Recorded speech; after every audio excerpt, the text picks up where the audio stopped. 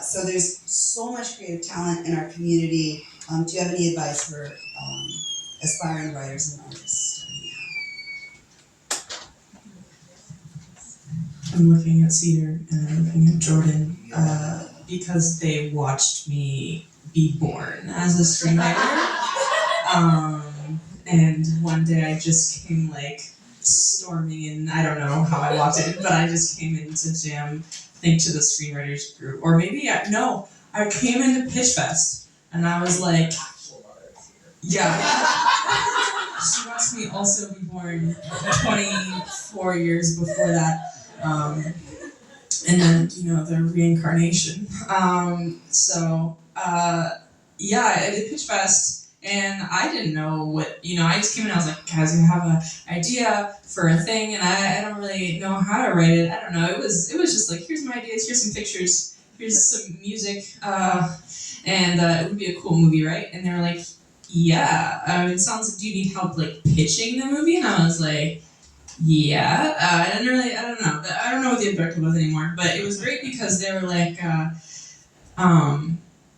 we're like, hey, have you heard of like scriptwriters group? Where people like write films and stuff and like all that. And I guess I had written something at the time that was script-like. And then I joined a screenwriters group and brought in all my crazy ideas and just so many hours worth of content, good, bad, mediocre, and they've listened to all of it, and that's really important and special to me, and it's just been really cool to see, I guess, my own growth.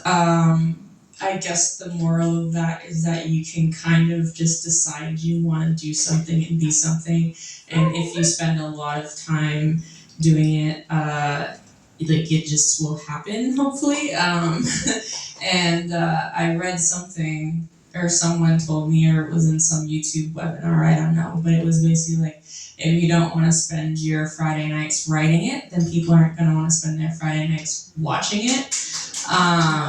And so that really resonated with me, and luckily enough, I'm very obsessed with all of my projects, so but really, I just walked into the jam one day and they were like, yeah, you can do this, and I was like, thanks guys, I guess I'll do it. And then it's a year and a half later, got to have my first film in the film fest, thanks to my friends and Kirsten, and so it's just start doing it. And don't have to start out doing it good. I also think a big thing for me is when I started doing it, I'm very competitive and I'm very I have to be good at everything. And when I first started screenwriting, it was like around New Year's when people make resolutions and stuff, and I was like, this is not a resolution type thing. We're gonna just do this because we really enjoy doing it and we really need a creative outlet, and we're gonna make art for ourselves however we need to, and this is not gonna become one of those things where everything else comes before the story or before what it does for you.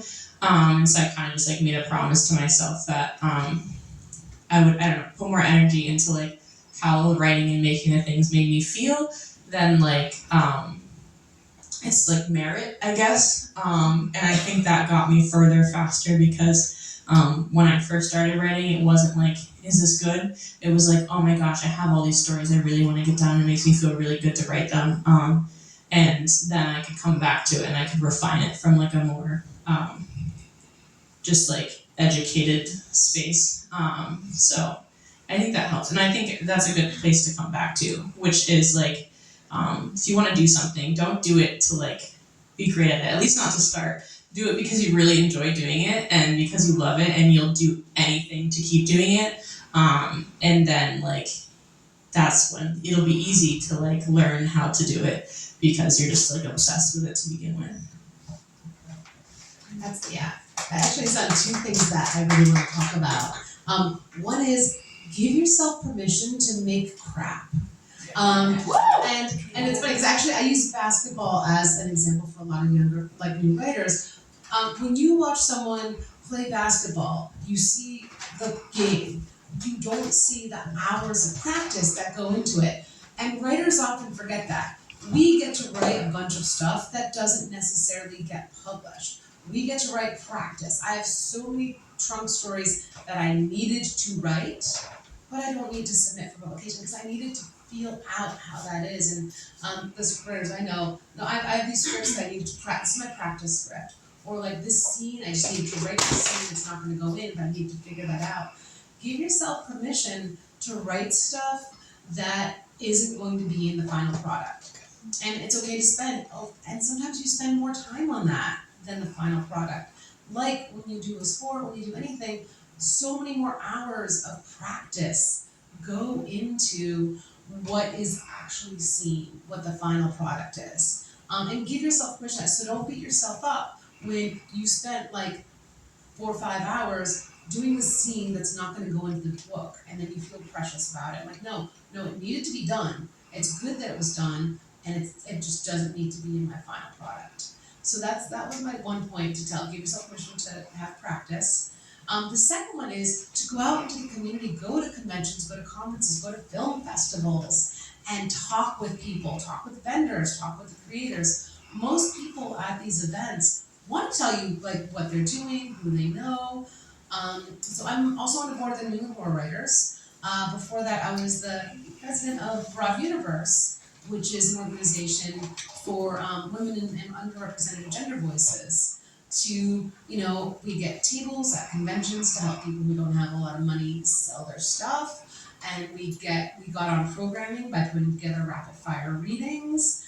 But when you go to like conferences, conventions, you get to meet people that help you in life. And yes, there are not great people out there, but if you go in with the energy of I want to meet the right people, you end up satelliting around each other and finding each other, going to like the panels that you find interesting, even if it has nothing to do with what you're gonna write. But I have done very little dinosaur stuff, but I want to go to panel like paleo stuff. I have friends like who do that. So things like that, just go have the fun of it and enjoying that community.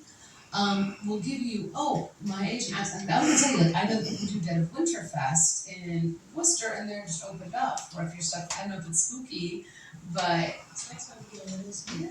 And then I also know people that do Salem Horror Fest, which also has a short film fest.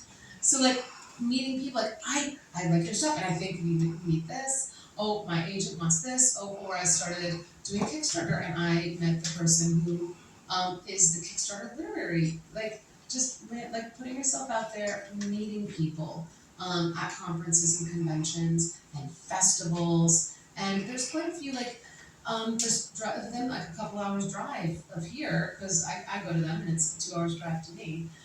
So check those out, go and have fun at them, and then you also find people who help you along the journey, accountability partners, writing partners, critique groups. That's a very, very helpful thing to get out there because it's really hard to know, what's a good contract? How do I license music for this movie or my book? And just as a thing, if you're quoting a song in the book, you are allowed 5 syllables, and that's it. Otherwise, you have to pay. Literally 5 syllables. That's it. So things like that you learn by chatting with people, and it's like the craziest, weirdest things. And those are my 2 bits of give yourself permission to do practice and stuff that's not the final product, and get out to various festivals, conventions, and conferences. And if you have any questions, also chat with me. I go to anywhere from 6 to 14 in a year. So I have a lot of like small, mid-size, and large ones. I'm happy to like tell people this one's great for this and this one's great for another. I'm taking notes. I guess I would just say my one advice, I'm turning 42 next month, and this is the first book I've ever published. I went to school, I went to college, and I got English. I was an English major, and then found myself spiraling into the world of pencil skirts as a sad, overworked white woman, and now I'm just a sad, underpaid trans man. I don't know. But it's, it is cliche, but it's never too late. But aspiring writers, there's no age associated with being aspiring writer, just do it. If you have this story, I'm looking at the gray hair, I'm sorry, I'm getting gray hair too, I can say it. Just write it, and get it out there. I managed to get it, it's on the Amazon, but I also have my own bookstore and everything, and I sold some books, and that was a dream of mine. Oh, I love exactly what you're saying. Just get it out there. My advice that I would give to people starting out is write one. The first draft should be really bad. Just finish it, because the second draft is much easier to edit. You all understand that.